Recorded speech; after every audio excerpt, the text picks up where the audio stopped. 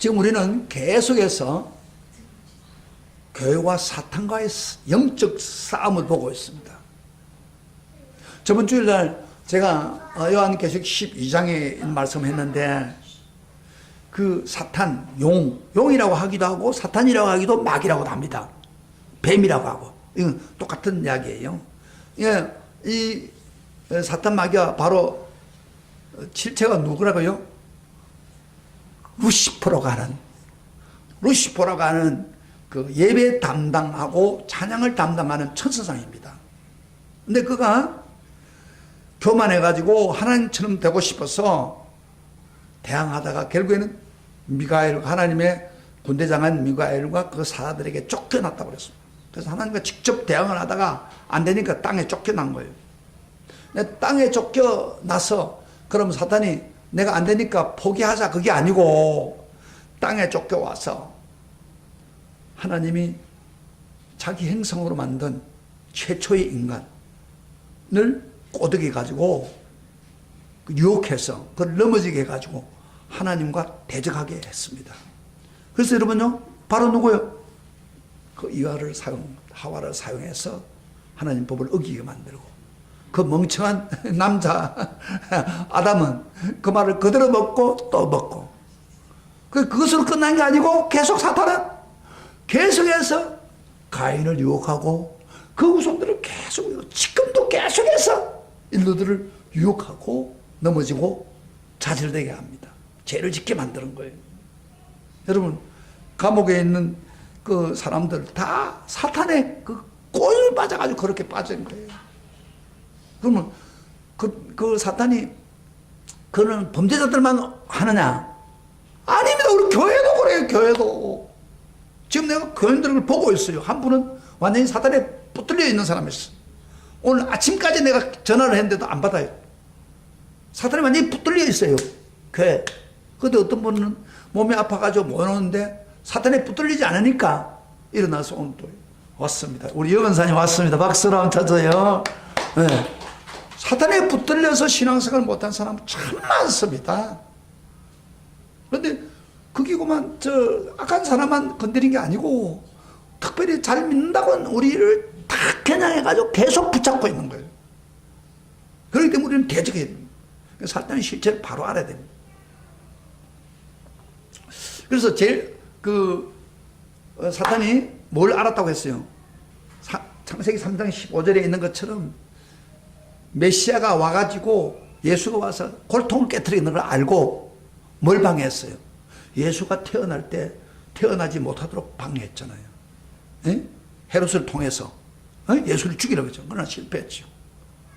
그리고 난 후에 또 교회를 낳은 여자, 교회를 향해서 공격을 한 거예요. 공격했는데 저번 주에 어땠어요? 막 물을 토하고 막 강을 같이 했는데도 하나님이 도와서 그 교회를 공격 못하게 했지. 무너뜨리지 못하게 했고. 그러다 보니까 교회를 하다 보니까 안 되니까 그 다음에 개인 성도들을 공격하려고 마음 먹고 지금 공격하려고 하고 있습니다. 그래서 12장 보세요. 12장 마지막 절 한번 읽어봅시다. 12장 마지막 절. 다 같이 시작. 용이 분노하여 돌아가서 그 여자의 남은 자손 곧 하나님의 계명을 지키며 예수의 증거를 가진 자들과 더불어 싸우려고, 믿는 사람이 하나님 계명을 지키죠. 예수 증거를 더불어 싸우려고 바다 모래 위에 서 있더라. 그래서 개개인들을 지금 무너뜨리려고 사탄은 발버둥을 치고 있다 이 말이에요. 그런데 그 용이면 사탄 마귀가 땅에 내려와서 사탄이 직접 역사도 하지만 동시에 졸개들을 통해서 세워가지고 우리 성도를 공격하는 것을 오늘 13장에서 말씀하고 있는 거예요. 그래서 12장은 사탄의 본체를 이야기하는 것이고 13장은 사탄이 쓰는 졸개 짐승들, 두 짐승, 바다에서 올라온 짐승과 그 다음에 또 하나는 뭐예요? 땅에서 올라온 짐승을 통해서 오늘 우리 성도들을 개개인을 하나님의 유혹하고 넘어뜨려 간다. 그래서 우리가요, 왜 이것을 성경에서는 자세하게 기록을 해놨냐면요, 보세요. 우리 성도들 보고 사탄의 졸개가 두 짐승이 너희들을 어떻게 공격하고 있느냐 자세히 보라. 그래서 너희들이 그 살다리 시체를 알고 그 다음에 거기에 넘어지지 말고 그걸 대적해서 이겨서 너희 믿음의 성인자가 되라. 그것이 13장의 내용입니다. 그래서 우리가 알아야 돼. 사탄을 알아야 돼. 우리의 대적 사탄을. 그래서 오늘 13장 전체를 제가 하겠는데 두 짐승에 대해서 구체적으로 이야기를 하겠습니다. 그게 사탄의 졸개입니다. 1절부터 2절 한번 읽어봅시다. 한 짐승에 대해서 우선 이야기하겠습니다. 다 같이 시작. 내가 보니 바다에서 한 짐승이 나오는데 뭐요? 뿔이 열이요 머리가 7이라. 그 뿔에는 10왕관이 있고 그 다음에 그 머리들에는 신성모독하는 이름이 있더라.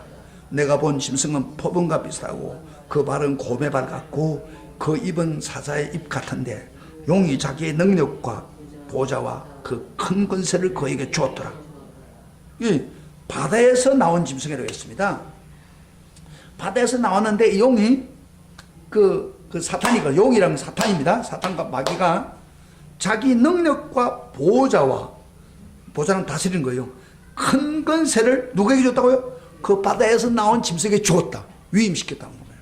사탄의 능력을 몽탕 누구한테 줬다고요? 에? 지금 이 짐승에게 주었다 이 말이야. 이 짐승은 자 보면 이 짐승이 뭐야? 모양을 한번 봅시다. 뿔이 10이요. 그 다음에 머리가 7이고 그 다음에 그 뿔에는 10왕관이 있다 그랬죠.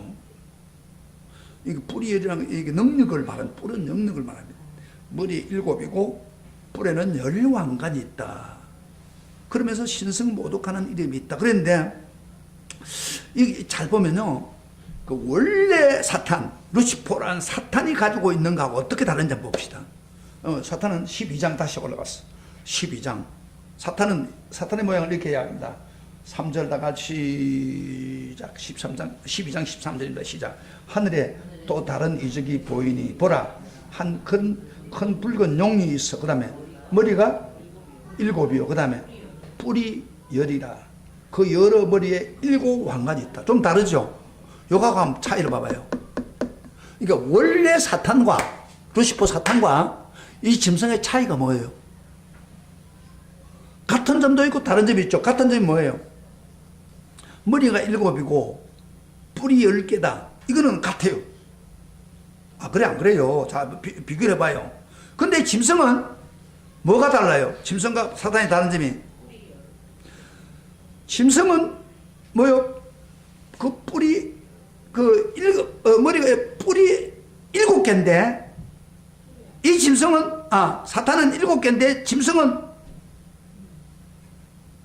왕관이 몇 개라고요? 10개가 돼 있어요. 거의 다른 점이에요. 잘 봐요. 그러니까 어떤 면에서 보면 사탄보다도 왕관이 3개가 더 많아요. 짐승은? 그 졸개가 그래요. 그 무슨 의미입니까? 이 사탄 졸개는요, 오히려 사탄보다도 더 영광을 받고 싶어하는 그런 욕심이 있다는 거예요. 이게 좀 다른 점이에요. 그 다음에 이 짐승에게 뭐가 있다고요? 노골적으로 신성모독하는 이름이 쓰여 있다. 그러면은 사탄은 아주 우리 성도들을 할 때 엄밀하게 묘하게 자기를 드러내지 않고 유혹을 합니다. 그러나 이 짐승은 졸개는 어떻게 유혹한다고요? 노골적으로 하나님을 대적하는 거예요. 이게 다른 점이에요. 짐승 보세요. 짐승이 어떤 점. 그리고 짐승의 모양은 좀 봅시다. 짐승의 모양 한번. 제가 이야기하는 말을 잘 듣으세요. 이거 정신을 차리고 듣지 않으면 이게 잘 안 들어와요. 그 모양 한번 봅시다. 시작. 표범과 비슷하고 그 다음에 그 발은 곰의 발 같고 그의 입은 사자의 입 같다고 그랬죠. 표범을 왜 합니까? 표범이라고 왜 해요? 표범 그 동물 중에서 특별히 뭐요? 굉장히 신속합니다. 굉장히 빨라요. 그리고 곰의 발은 어때요? 힘있고 포악합니다. 곰은요? 포악함을 이야기하고 그 다음에 사자의 입은 뭘 이야기합니다. 무자비 해가지고 막 짐승을 낚아챕니다. 뭐 사정을 안 봐줍니다. 이빨 가지고 무자비한 걸 이야기합니다. 그러니까 한마디로 말하면 이 바다에서 올라온 짐승은 사탄의 지배를 받으면서 사탄의 권세와 능력을 가지고 신속하고 포악하게 무자비하게 성도를 핍박하고 하나님을 모욕하고 대적한다. 이 이야기입니다. 그 이야기입니다. 그 상징을 이야기해 놓은 이유가 알겠죠? 얼마나 무섭다는 것을 이야기해요. 사탄이 이 짐승이. 설교 잘 들으세요. 여기 한 사람 안 보이노. 자, 그러면 그러니까 이 사탄을 정확히 알아야 여러분들이 대적을 하는 거예요. 사탄을 모르면 사탄이 당황합니다. 자, 그러면 우리 한번 봅시다. 한번 상상해 봐요. 이 짐승이 구체적으로 누구를 가르칩니까? 우리가 일반적으로 볼 때 생각을 해봐요. 포악하고 하나님을 대적하고 핍박하고 모독한 거 무자비하게 누구요? 누구를 말합니까? 어떤 단체를 이야기하는 거예요? 당시에는 로마 황제를 이야기합니다. 로마 황제가 무신론주의, 자기가 신이라고 그러고 하나님을 대적하고 하나님을 자기로 신께 가지 않은 사람은 죽이고. 잘 봐요. 그러니까 로마 황제, 에? 그 황제를 지금 이야기하고 있는 거예요. 가르치고 있는 거예요. 이 바로 짐승이에요. 짐승. 그 다음에 오늘날에 그러면 어떻습니까? 누굽니까? 오늘날에 그때가 뭐 끝났습니까? 에? 오늘날에는 뭘 가르치고 있어? 오늘날에는 그 무신론주의 공산주의 국가 건세를 가지고 자기를 신께 가고 있는 지도자를 이야기하는 거예요. 그 가르쳐서 지금 김정은이 어때요? 김정은이가 완전히 자기를 신께 가요. 자기가 왕이에요. 자기가 숭배를 받아요. 그래서 기독교를 또 핍박합니다. 성경책 한 것만 발견해도요, 그를 집어여가지고 감옥에 집어여서 고통당하게 하는 거예요. 예, 그러니까 이런 무신론적인 나라나 지도자들, 그 김정은 배후에 누가 있다는 거예요? 그것이 바로 짐승이고 사탄이 지배하고 있다는 거예요. 사탄이. 사탄이 지배를 하고 있다는 거예요. 그래서 기독교를 박해와 죽이고 하나님을 대적한다 이 말. 이 그럼 바다에서 올라온 짐승은 한마디로 말하면 적 그리스도입니다. 적 그리스도. 적 그리스도. 완전히 그 예수를 대적하는 자입니다. 적 그리스도의 세력이라고 할 수 있습니다. 근데 오늘 이 사탄이 이 짐승이 어떻게 바꾸지는지 봅시다. 3절부터 4절에 좀 뭔가 변화가 일어나요. 같이 읽어볼 때 시작. 그의 머리 하나가 상하여 죽게 된 것 같더니 그 죽게 되었던 상처가 나음에 온 땅이 놀랍게 여겨 짐승을 따르고 용이 짐승에게 건세를 주므로 용에게 경배하며 짐승에게 경배하며 이르되 누가 이 짐승 같으냐 누가 능히 이와 더불어 싸우리요. 그러니까 이런 것도 우리 봐야 돼요. 짐승이 그 머리가 7개잖아요. 그런데 하나가 죽게 되었어요. 머리가. 그런데 그 상처가 나중에 죽게 되었던 상처가 나았어요. 이 사람들이 놀란 거예요. 마치 예수님이 부활한 것처럼 죽었다 살아난 거예요. 그러더니 막 그 사람들이 따르니까 짐승을 따르니까 막 용에 경배하게 하고 짐승에 경배하는 거예요. 여러분요, 마치 짐승이 죽었다 살아났으니까 뭐예요? 불사조같이 된 거예요. 그러니까 이걸 한마디로 설명한다면 무슨 말이냐면요, 한때 힘을 잃었지만은 다시 약해졌다가 강한 자가 태어나서 짐승이 불사조같이 그렇게 되니까 세상 사람들이 그 짐승을 따르는 것입니다. 그러면서 하는 말이 수많은 사람들이 그걸 따르면서 누가 이 짐승 같으며 누가 능히 더불어 싸우리요. 이 건세자들과 누가 또 싸우겠느냐 그 말이에요. 그 정도로 강력한 건세를 가진 자로서 부각되고 있습니다. 여러분요, 이 세상에 가장 힘센 자가 세상을 다스립니다. 여러분, 미국이 지금 제일 건세가 있죠. 그렇게 미국을 대적할 자가 없잖아요. 근데 미국의 지배를 다 받게 돼요. 우리 한국도 그렇죠. 그러니까 미군이 철수하면 안 된다는 게 그 이유인 거예요. 그러니까 세상 원리가 그래요. 강력한 자, 그 중국이 지금 미국을 대적해가지고 최고의 권력자가 되려고 발버둥 걸 치잖아요. 그러면 근세가 있는 자한테는 꼼짝 못하는 사람들이 다. 김정은이가 왜 계속해서 원자탄을 붙잡고 있습니까? 미사일을 만들었습니까? 미국이 제재를 강하게 하니까 그 나라가 살기 힘드니까 비핵화한다고 말을 하면서도 계속해서 원자포탄을 내려놓지 않습니다. 내려놓지 않으려고 발버둥을 치는 거예요. 그러니까 2차 북미 회담도 아마 계속 유지할 거예요. 자기들은 그 원자력이 있는 나라로 인정받기를 원하는 거예요. 그러니까 지금 문제가 생겨요. 그러면 차라리 다 내놓으면 되겠는데 안 내놓는다 이 말이에요. 왜? 바로 능력을 가진 절대적인 원자폭탄을 가진 나라로 남기를 원해서 그래서 대우받기 원하는 거예요. 이게 문제예요. 그건 우리가 기도 많이 해야 됩니다. 지금. 그러면 이 강력한 건세를 받은 사탄의 졸개인 이 건세, 이 짐승이 뭘 하려고 하는 목적입니까? 목적이 뭐예요?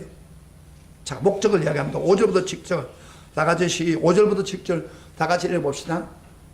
제가요, 이 계시록의 그 강의를 하면서 여러 사람의 계시록의 설교도 듣고 책을 보았는데 이렇게 자세하게 이야기 안 하더라고요. 그래서 제가 지금 자세하게 여러분들 이야기하는 거 지금 이 건시자의 목적이 뭐냐 이 말이에요. 5절부터 7절 다 같이 봅시다. 시작. 또 짐승이 과장되고 신성 모독하는 말을 입을 받고 또 42달 동안 일할 건세를 받으니라. 짐승이 위를 벌려 하나님을 향하여 비방하되 그 다음에 그의 이름과 그의 장막 그 하늘에 사는 자들을 비방하니라. 또 건세를 받아 성도를 싸워 이기게 되고 각 족속과 백성과 방과 나라를 다스리는 건세를 받으니 무슨 이야기입니까? 한마디로 말해서 목적이 뭐예요? 이 짐승의 목적이 뭐예요? 저 그리스도가 목적이 뭐예요? 바로 하나님을 대적하고 이 사탄의 하나님을 대적하고 그리고 성도들과 싸워 이기게 해서 그 각 족속과 백성들을 모든 지역에 있는 나라들을 그 성도들을 막 그 싸워서 점령하려고 하는 거예요. 성도들을 넘어뜨리려고 하는 거예요. 한마디로 말해서. 자, 그러면 이런 건세를 받아가지고 움직일 때 우리 성도는 이런 핍박 속에서 어떻게 해야 승리한 믿음을 지킬 수 있습니까? 여러분, 만약 북한 같은 핍박이 우리에게 지금 한국에 일어난다면 우리는 어떻게 할 거예요? 잘 봐요. 그런 이야기입니다. 지금 여기가. 북한 같이 우리는 안 해요. 우리는 그런 건세가 지배를 안 받아요. 그러나 북한은 믿는 사람들은 살지를 못해요. 수용소에 가서 죽을 때까지 거기 있다가 고통을 당한답니다.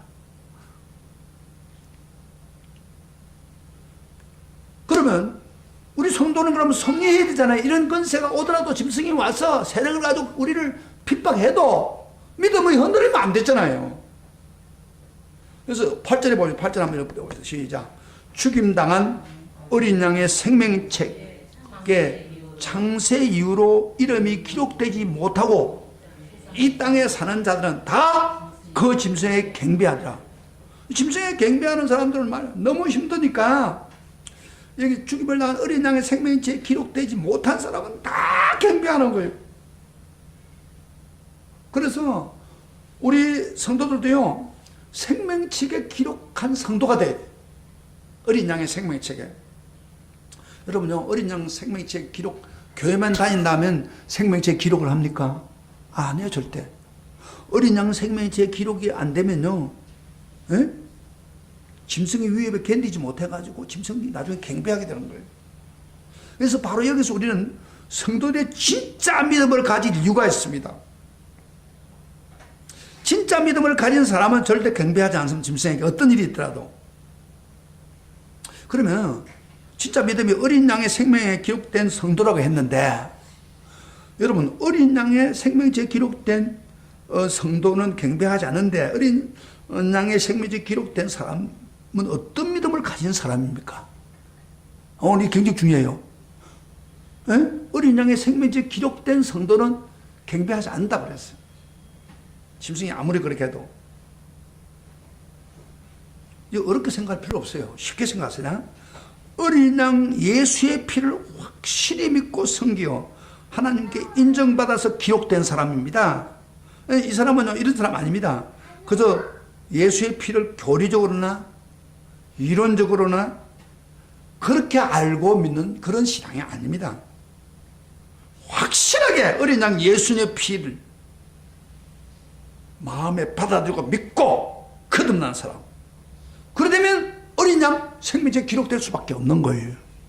어린 양 생명책에 누구든지 기록 안 합니다. 날라리 같이 예수 믿는 사람 기록 안 해요. 진짜 예수의 피가 나를 구원했구나 그렇게 확실하게 믿는 사람, 그 사람은 생명책에 기록이 되어 있습니다. 어린 양 생명책, 특별히 어린 양 생명책은 예수님의 어린 양 아닙니까? 이 사람은 경배하라 해도 안 합니다. 제가 요사이요 어떤 책을 하나 보느냐 하면 참 감동적인 책을 하나 보고 요 책입니다. 여러분 시간이 있으면 책을 사가지고 읽어보세요. 주라 그래야 하면 채우리다. 이 책이 어떤 책이냐면요, 옛날에 전 국가대표인 양녕자 아시죠?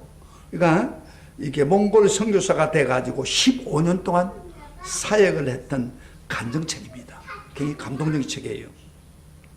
우리가 잘 아버지 양녕자, 나이가 좀 이렇게 든 사람은 걔한테 나이가 안 든 사람 잘 몰라요. 양녕자는 어떤 사람이냐면은 그 현정아와 유명한 탁구 선수인데 88년 올림픽 때 한국에서 올림픽 때 중국 선수를 물리치고 올림픽 여사상 여자 복식에 금메달 땄던 사람입니다. 이렇게 드라이브가 굉장히 잘해요. 그런데 그렇게 인기가 좋고 연금이 많이 나와요. 이 사람은 또 그 금메달만 딴 게 아니고 그 개인 단식에서 2번이나 준우승까지 한 사람이에요. 연금이 많고 재산이 많습니다. 그런데 이 사람이 놀랍게도 그 재산을 다 선교부에다가 헌납하고 힘든 몽고, 아시죠? 몽고에 그 남편과 선교사를 가서 고생을 했습니다. 15년 동안을.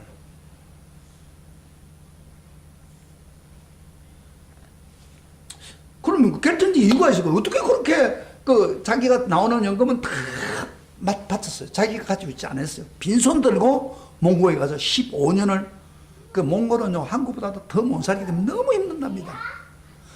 여름에는 너무 덥고 겨울에는 막 영하 30도 내려가고 이 고통스러운 가운데서 15년 동안 사역을 했습니다. 그래서 자기도 선교했지만 남편이 몽골 말로 영어로 성경을 완벽하게 만들었습니다. 이 성경이 없으면 기독교 안 들어가더라고요. 그 일을 남편이 한 거예요. 그러면 이 사람이 도대체 어떤 믿음이기에 이렇게까지 할 수 있었는가? 그 좋은 인기, 돈 뽑고 그렇게 좀 연금이 계속 나오면 몇백만 원씩 나오는 거예요. 그 연금을 누리고 살면 됐겠는데 왜 그랬는가? 그 사람이 형식적인 신자로 있었다면 그렇게 못했을 거예요. 그가 나중에 여기 계시는 우리 사랑의 교회 다니는 사람이에요. 오가는 목사님 많이 이렇게 도와주고 그랬는데, 그 당시에 사랑의 교회 다니면서 믿음은 있었어요. 그리고 어떤 어려움이 있으면 하나님께 기도도 하고 그랬는데, 그가 결정적으로 이렇게 선교사가 되긴 동기가 그 책에 보니까 바로 십자가에서 나를 위해 죽으신 어린 양 예수를 확실히 믿게 된 것이 동기가 된 거예요. 그가요 탁구를 하면서 잘 나갈 때 오른손에 심한 엘보가 왔어요. 그 엘보가 오면은 이게 손을 못 움직이는 거예요. 탁구를 하기 힘들어요. 손을 탁구 쳐야 돼. 너무 많이 움직이다 보니까. 그래가지고 이 손까지 올리기 어려운 상황에 시합 때는 어떻게 하냐면 관절 주사를 만답니다. 관절 주사를 하면 그때만 하고. 근데 6년이라는 세월이 흘렀는데 엘보가 나을 생각도 안 하는 거예요. 병원에 가서 고칠 길이 없어요. 그리고 아무리 기도해도 안 돼요. 그런 고민이 있었던 거예요. 보니까 탁구 선수가 오른쪽 팔에 엘보가 있으면 아무것도 못해요. 그런데 어느 날 어떤 사람이 안타까워가지고 우리 기도하자고 기도원 은혜 다녀갔어요. 근데 기도 뭐 따라갔는데 기도는 원장이 처음 설교하는 내용이 뭐냐면은 순수한 어린 양 복음을 들려줄 거예요. 그래서 예수님이 우리를 하나님 무조건 사랑해가지고 자기 아들 십자가에 죽게 했어. 그 어린 양의 피로 말미암아 우리가 구원받았다. 그런데 이 설교를 이 사람이 들었어요. 들었지만은 거기 그때는 감동이 안 하는데 그날따라 가슴에 그 말씀을 확 들어오는 거예요. 가슴 속에 그대로 받아들인 거예요. 그리고 그 복음을 받아들이고 난 후에 예수님의 어린 양 피가 나를 정말 구원했구나. 나 같은 죄인데 그러면서 자기 속에 있는 죄를 다 고백하기 시작한 거예요. 그 사람 그 책에 이랬었어요. 콧눈물과 콧물을 막 쏟았는데 막 홍수처럼 쏟았는데 너무 감격이 돼가지고 자기가 자기 몸에 이 작은 몸에 이런 콧물과 눈물이 많이 있다고 할 정도로 놀랄 정도가 될 정도로 쏟아부은 거예요. 그러니까 완전히 회개 운동이 벌어진 거예요. 그 복음을 듣고 난 후에 그래가지고 막 회개 운동을 하고 나고 나니까 뭐 여러분 잘 아시잖아요. 바로 완전히 복음이 그 속에 들어온 거예요. 기쁨이 넘치고 그래서 완전히 뭐 천국 같은 역사가 일어나고 그 감격이 된 거예요. 기쁨이 넘쳤어요. 그런데 그 순간에 나도 모르는 사이에 엘보가 막 깨끗이 났던 거예요. 그 다음부터는 완전히 아무 일 안 했어요. 아무리 해도 안 아픈 걸 정말 기적이 일어난 거예요. 치료해 줬습니다. 예수의 보혈로 치료해 줬습니다. 할렐루야. 그때부터 이 양령자가 신앙이 지금까지는 자기 중심 신앙생활이었는데 이제 바로 하나님 중심으로 신앙이 바꾸기 시작한 겁니다. 그래서 그 탁구할 때 그 모이면 전부 그 탁구하는 사람들과 영향을 주고 예수를 전하고 특별히 같이 복식을 했던 현정아 처음부터 예수 안 믿었어요. 그 양령자 언니를 보니까 자기도 예수 믿겠다 그래요. 예수 믿게 되고 그 다음에 88 올림픽 때 그 결선전에 중국 선수하고 붙을 때 두 사람이 막 밤에 막 밤을 새면서 기도를 했답니다. 하나님 도와달라고. 그래가지고 2대1 있잖아요. 우리 봤잖아 다. 88 올림픽 때. 그때부터 이 성도는 이 양녀는 완전히 내 중심이 아니라 하나님 중심으로 바꾸죠. 신앙이. 그래서 남편을 만나가지고 지금 몽골까지 선교사로 간 거예요. 그것도 있는 재산 다 내려놓고 여러분 사람이 가지고 있는 재산 다 내놓고 거기에 빈털터로 갈 수 있겠습니까? 몽고까지. 예수를 만나고 난 후에 그 보혈의 예수를 만나고 난 후에 진짜 믿음으로 이겨나갑니다. 이런 사람에게 사탄이 와서 짐승이 와서 절하라고 하면 절하겠습니까? No, 안 합니다. 그것이 진짜 믿음이에요. 확실히 거듭납니다. 오늘날 우리들이요 꼭 알아야 될 것은 내 믿음이 지금은 괜찮을지도 몰라요. 핍박 시대가 아니니까. 짐승이 활동하는 시대가 아니니까. 그러나 북한에서 일어나는 그런 역사가 우리 한국에 만약에 온다면 어떻게 될까요? 여러분 믿으면 어때요? 절하라고 하면 어떻게 하게? 지금도 뭐 돈에 절하고 뭐 근력에 절하고 뭐에 해가지고 신앙생활을 못하는데 그 믿음 가지고 이게 나갈 수 있겠어요? 성경은 분명히 이 바다에서 일어나는 짐승이 와서 우리를 흔들어온다. 그때 꼭 필요한 믿음은 예수의 보혈을 확실히 믿는 거듭난 사람. 할렐루야. 이길 수 있다는 거예요. 우리에게 보여주고 있는 거예요. 그래서 우리 평소 때 마지막 제 시대의 신앙생활 하려면요 대충 해서 안 됩니다. 정말 보혈의 신앙으로 가득 차서 보혈의 신앙이 가득 차면은 하늘나라 생명책 기록할 수밖에 없어요. 그런 믿음을 가지고 이겨낼 수가 있는 겁니다. 그래서 우리가 준비를 잘해야 돼. 여러분 운동선수가 준비 안 하고서는 안 됩니다. 마찬가지로 우리 신앙생활 평소 때 이 사탄은 바다에서 오르는 사탄은 짐승은 항상 활동합니다. 그 다음에 또 하나의 짐승 하나 봅시다. 우리 짐승 어떤 분인가 여러분 직접 보세요. 우리가 11절부터 13절 짐승 하나 또 보면 나옵니다. 11절부터 13절 같이 보겠습니다. 이 보세요. 어떤 자가 올라오는지 봐요. 사탄이. 다 같이 시작. 내가 봄에 또 다른 짐승이 땅에서 올라오는데 어린 양같이 두 뿔이 있고 용처럼 말을 하더라. 그가 먼저 나온 짐승의 모든 권세를 그 앞에서 행하고 땅과 땅에 사는 자들을 처음 짐승에게 경배하게 하니 곧 죽게 되었던 상처가 나은 자니라. 큰 이적을 행하되 심지어 사람 내에서 불이 하늘로부터 땅에 내려오게 하고.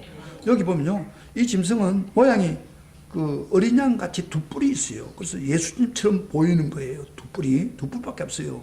어린 양이 원래 뿔 있잖아요. 근데 문제는 그 입에 용처럼 말하더라 그랬어요. 용처럼 말하면 무슨 말이에요? 사탄의 이야기를 하고 있다 이 말이에요. 밖으로는 예수님 같으면서 거짓을 사탄의 이야기를 하고 있단 말이에요. 근데 이 자는요, 그 기적을 행합니다. 기적을. 불이 하늘에 떨어 내려오는 기적을 행하고. 그래서 그 용에게 경배하게 하고 그 앞에 죽었던 짐승에게 경배하게 하는 거예요. 근데 자, 13절 14절에도 이런 기적을 행합니다. 다 같이 시작. 짐승 앞에서 받은 바 이적을 행함으로 땅에 거하는 자들을 미혹하며 땅에 거하는 자들 이르기를 칼에 상하였다가 살아난 짐승을 위하여 우상을 만들라 하더라. 그가 권세를 받아 그 짐승의 우상에게 생기를 주어 그 짐승 우상으로 말하게 하고 또 짐승의 우상에 경배하지 아니하는 자는 맺히든지 다 죽게 하더라. 이렇게 보면요, 우상을 가지고 앞에 온 짐승이 있죠. 바다에서 온 짐승의 모양을 만들어 우상을 만들게 하는 거예요. 그런데 우상을 만들어 끝난 이 사람 기적을 행하니까 두 번째 땅에 온 짐승 생기를 불어넣으니까 그 우상이 막 말을 하는 거예요. 그게 희한하잖아요. 사람들이 놀라운 일이 벌어진 거예요. 그러니까 사람들이 막 그를 따르는 거예요.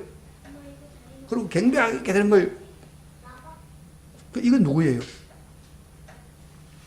이건 바로 거짓 선지자입니다.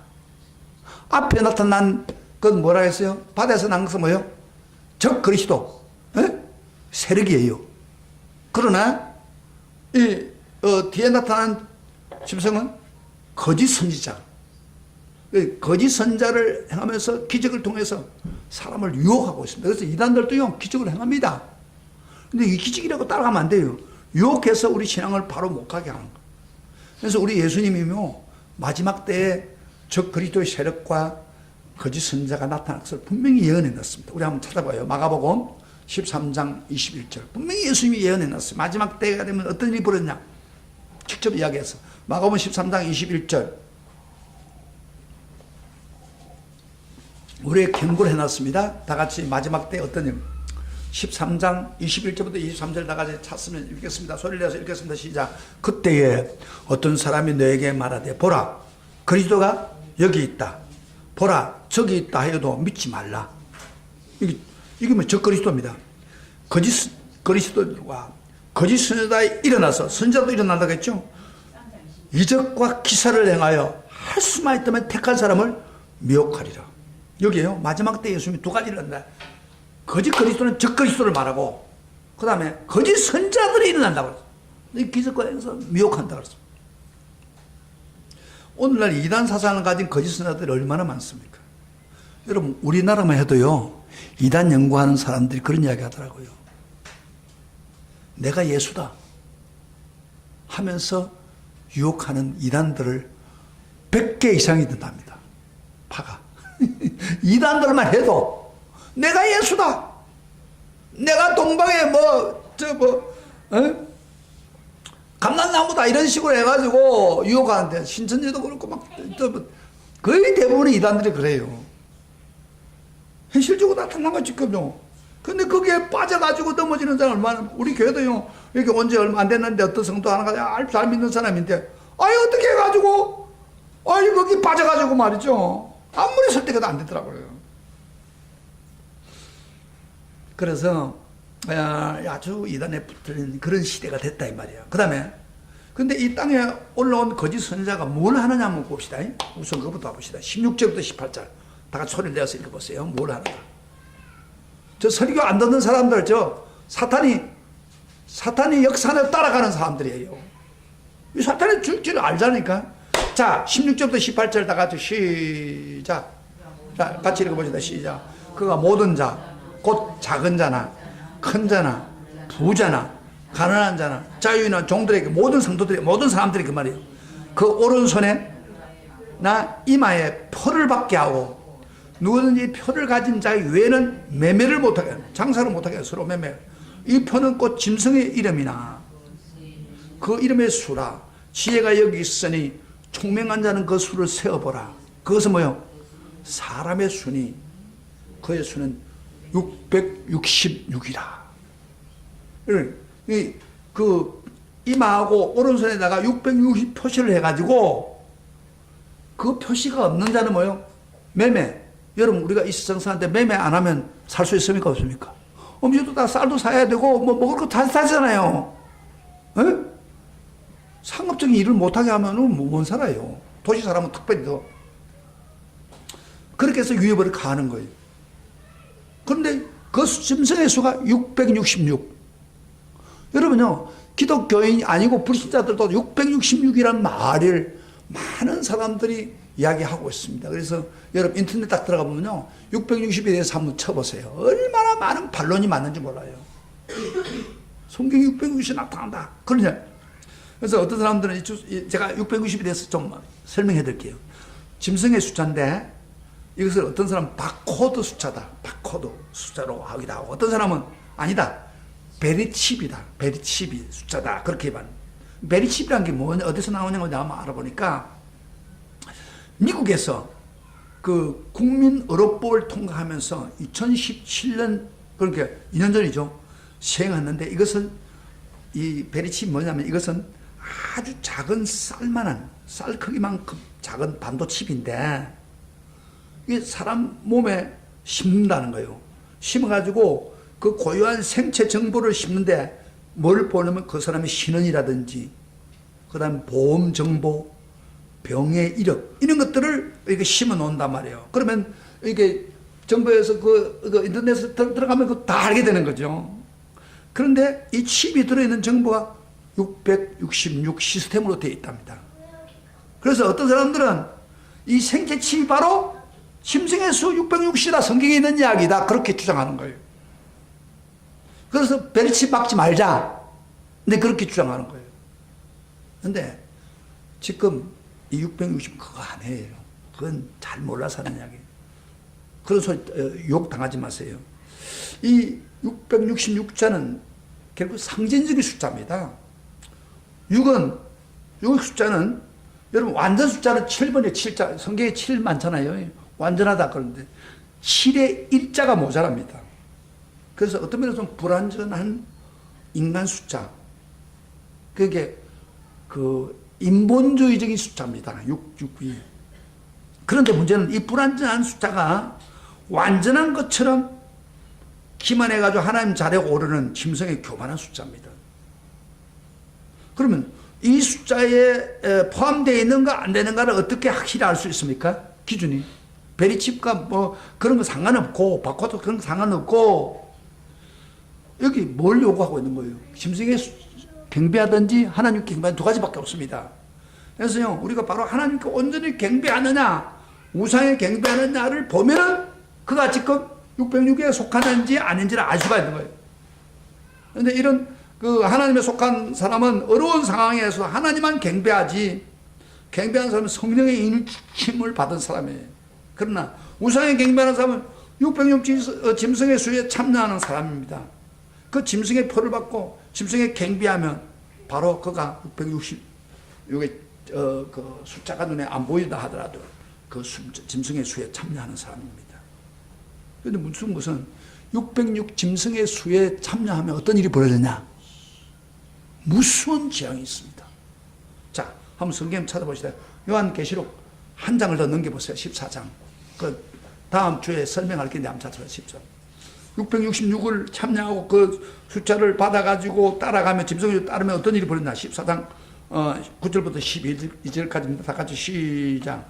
또 다른 천사 곧 세체가 그 뒤를 따라 큰 음성으로 이르되 만일 누구든 짐승과 그 우상에 경배하고 그 다음에 이마에나 손에 표를 받으면 660을 받으면 그도 하나님의 진노의 포도주를 마시리니 진노를 받는다 이 말이야. 진노의 잔에 섞인 것이 없이 부은 포도주가 거룩한 저자들 앞과 어린 양 앞에 불과 여왕으로 고난을 받는 그 진노는 뭐냐면 불과 여왕으로 고난 받는 거예요. 어린 양 앞에서 이 고난의 연기가 새도록 올라가려다 짐승과 그의 우상에 경배하고 그의 이름의 표를 받는 자는 누구든지 밤낮 힘을 얻지 못하리라. 자, 쉽게 말하면 무슨 말이냐면요, 이 660을 참여해가지고 따라가고 경배하면은 결국에는 뭐 지옥에서 영원토록 밤낮에 고통당한다 이 말이에요. 얼마나 무서워요. 근데 뭣도 모르고 우리 성도가 660 가입을 하면 어떻게 될까요? 그 지옥에서 고통당합니다. 지옥 가고 이를 원하는 사람 손 들어보세요. 밤낮으로 유황불에 들어가서 고통당하는 사람 원하는 사람 손 들어보세요. 없지요. 거기 안 가기를 원하는 사람 아멘 하시길 바랍니다. 아멘. 그러면 어떻게 돼요? 660 속하면 안 돼요. 하나님은 정배해야 돼요. 성령에 입맞은 사람. 사랑하시는 성도 여러분, 우리가 반드시 핍박 시대가 있고, 그 다음에 또 하나는 반드시 땅에서 올라온 그 유혹 시대, 거짓 선지자의 수가 합동해서 우리를 유혹하면 어떻게 하시겠습니까? 오늘날에는 우리 한국은 지금 그 앞에 우리가 일제시대나 이때는 사실은 첫 짐승, 그 땅에서, 바다에서 올라온 짐승의 시대가 있었습니다. 그러나 그건 좀 지났어요. 그리고 지금은 어떤 시대예요? 유혹의 시대. 뭐예요? 거짓 선지자. 땅에서 온 짐승의 시대에 유혹을 받고 있는 거예요. 짐승의 소에 속할 수가 있는 거예요. 근데 문제는 한국에 처음에 그거 없어졌고 또 했다고 해서 그 다음에 또 다른 그 바다에서 오는 짐승의 시대가 오지 말라는 게 아니에요. 근데 이 짐승들이 봐세요. 서로 연합을 해가지고 어떤 때는 우리에게 바다에서 올라온 짐승으로 우리가 핍박을 주고 고생을 하게 만들고, 어떤 때는 유혹을 해가지고 그게 안 되면 유혹을 해가지고 거짓 선자의 지도를 받아가지고 이단들이 판을 치게 만들어서 유혹하게 한다. 그래서 아무튼 여기에 걸리면 안 되는 거예요. 그러면 어떻게 돼요? 우리 신앙은 어떻게 해야 돼요? 제대로입니다. 제대로. 아까 이야기한 것처럼 어린 양의 피가 가슴에 꽉 젖어서 양념자처럼 변화되어서 참 거듭난 삶을 우리에게 있어야 되고, 어떤 유혹에도 소속지 않고 상업적으로 힘들더라도 끝까지 믿음을 지키는 그런 믿음의 사람, 하나님이 인정하는 믿음을 가지고 있어야 이런 시대가 오더라도 이겨나갈 수가 있습니다. 할렐루야. 제가 가정을 한번 해봅시다. 지금 북한에 있는 김정은이가 한국을 다 점령했다고 합시다. 안 되기를 바라지만 그럼 어떻게 하겠어요? 믿는 사람부터 다 죽일 거예요. 끝까지 그들에게 굴복하지 않을 수 있겠습니까? 따발총 가져고 너 예수 믿으면 죽이겠다고 하면 여러분 어떻게 하시겠어요? 문제는 여기 있는 겁니다. 그래서 우리 신앙이 제대로 믿음을 가지고, 참 믿음을 가지고, 인내심을 가지고 어떤 것이 오더라도 이겨나가야 돼요. 그렇게 되기를 주의 이름을 축복합니다. 축복합니다. 그래야 마지막 때 영원한 천국 백성이 될 수가 있는 것입니다. 그런 축복이 여러분에게 있기를 주의 이름으로 축원합니다. 아멘. 우리 다 같이 일어나서 그래서 이 사탄을 우리가 알고 대적해.